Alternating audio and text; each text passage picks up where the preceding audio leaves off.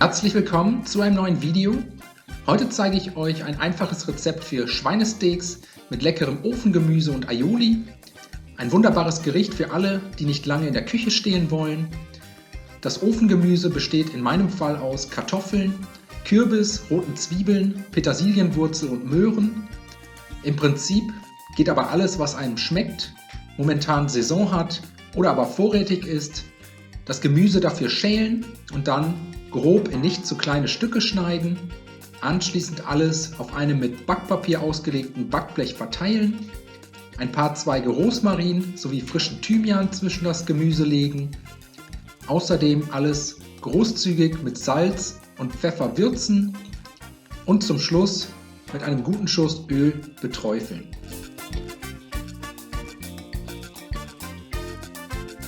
So kommt das Backblech danach in den vorgeheizten Backofen für 45 bis 50 Minuten bei 200 Grad Ober- und Unterhitze. Als nächstes machen wir die Aioli.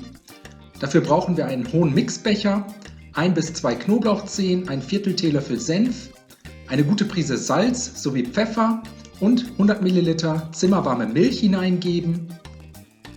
Alles mit einem Pürierstab für etwa 1 Minute durchmixen. Und wenn das erledigt ist, kommt das Öl dazu. Insgesamt 200 Milliliter geschmacksneutrales Rapsöl. Sonnenblumenöl würde aber auch funktionieren. Einfach dazu gießen.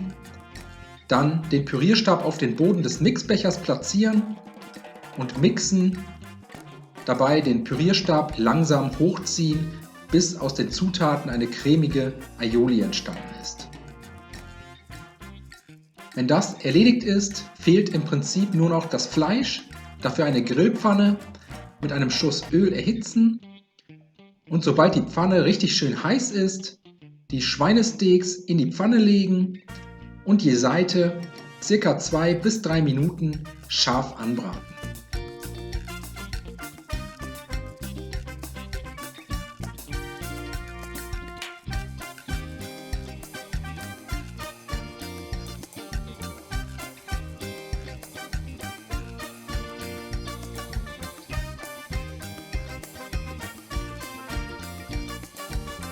Die Steaks nach dem Braten ebenfalls in den Backofen geben, einfach für die letzten 6 bis 7 Minuten zum Ofengemüse legen und so zu Ende garen. Das Gemüse samt Fleisch anschließend aus dem Backofen holen und dann können wir auch schon servieren. Dafür die Schweinesteaks auf Tellern verteilen, das Ofengemüse neben dem Fleisch anrichten, außerdem die Aioli, zum Schluss das Fleisch mit grobem Salz sowie frisch gemahlenem Pfeffer würzen und servieren. Ich hoffe, euch hat das Video gefallen. Ich wünsche euch frohe Weihnachten. Ich hoffe, ihr habt ein besinnliches Fest. Viel Spaß beim Nachmachen. Bis zum nächsten Mal.